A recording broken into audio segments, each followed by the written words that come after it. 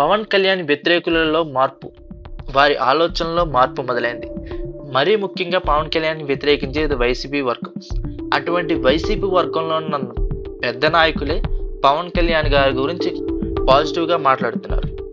And ఇంకో విషయం ఏమిటంటే, పవన్ కళ్యాణ్ ఎప్పుడు ఆరాధ్య దైవంగా భావించే అభిమానులు కానీ, ఇప్పుడు కూటమి ప్రభుత్వం కానీ పవన్ కళ్యాణ్ మీద కొన్ని వ్యతిరేక మాటలను కూడా మాట్లాడటం జరుగుతుంది. అవి ఏంటి అనేది ఇప్పుడు మనం ఈ వీడియోలో చూద్దాం.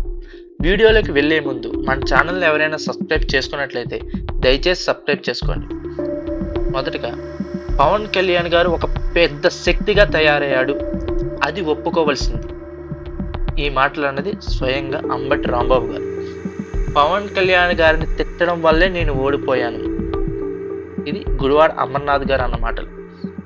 పవన్ కళ్యాణ్ వల్లనే వైసీపీ ఓడిపోయింది, ఇది స్వయంగా ఒప్పుకున్న వైసీపీ అధిష్టానం. పవన్ కళ్యాణ్ నేడు ఒక విశేష శక్తిగా మారాడు, ఇది స్వయంగా టీడీపీ శ్రేణుల్లో ఇప్పుడు ఒక చర్చగా మొదలైంది. జనసేన సనాతన ధర్మం దేశం మొత్తం మీద ఒక పాజిటివ్ వేవ్ను సృష్టించింది.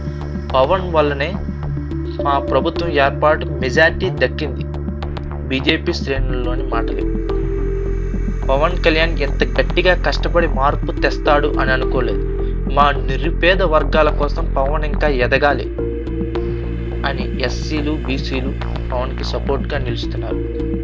పవన్ కళ్యాణే మా నాయకుడిగా ఎదగాలి, ఇప్పటి వరకు అధికారం దక్కని అగ్రవర్ణాలు మాట్లాడే మాటలు.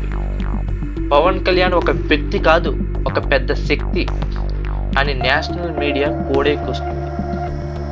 పవన్ కళ్యాణ్ ఒక తుఫాన్ లాంటోడు, ఒక దేశ ప్రధాని.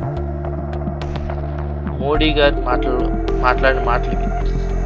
పవన్ కళ్యాణ్ని తిడితే మన వైసీపీకి మరింత పతనం ఖాయం, ఇది వైసీపీ ద్వితీయ తృతీయ శ్రేణుల్లో ఉన్న మాటలు ఇవి. పవన్ కళ్యాణ్ వ్యూహాత్మకంగా అడుగులు వేస్తూ తన జనసేనని పటిష్టం చేసుకుంటూ పోతున్నాడు. రాష్ట్రంలోని మేధావి వర్గాలు మాట్లాడుతున్న మాటలు. పవన్ కళ్యాణ్ ఎదుగుదలకు ఎలా తొక్కాలి అని బుర్రలు పీక్కుంటున్న కొన్ని వర్గ మీడియా. కానీ ఇదంతా పాజిటివ్ అయితే నెగిటివ్ కూడా ఉంది, అది కూడా పవన్ కళ్యాణ్ సపోర్ట్ చేసేవాళ్ళు. అదేమిటో చూద్దాం. కష్టం మా దేవుడు పవన్ కళ్యాణ్ గారిది, మాది, కానీ ఫలితం మాత్రం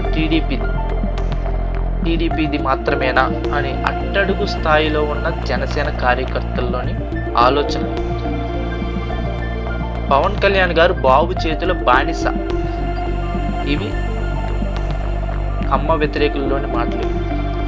రాష్ట్రంలోనే కాకుండా దేశంలో పవన్ కళ్యాణ్ని స్నేహాన్ని ఊహలు మెచ్చుకుంటుంటే కొంతమంది కుల వ్యతిరేకులు, కొందరు జన సైనికులు లాంటి వాళ్ళు మాత్రం పవన్ని ఇప్పటికీ అర్థం చేసుకోలేకపోతున్నారు.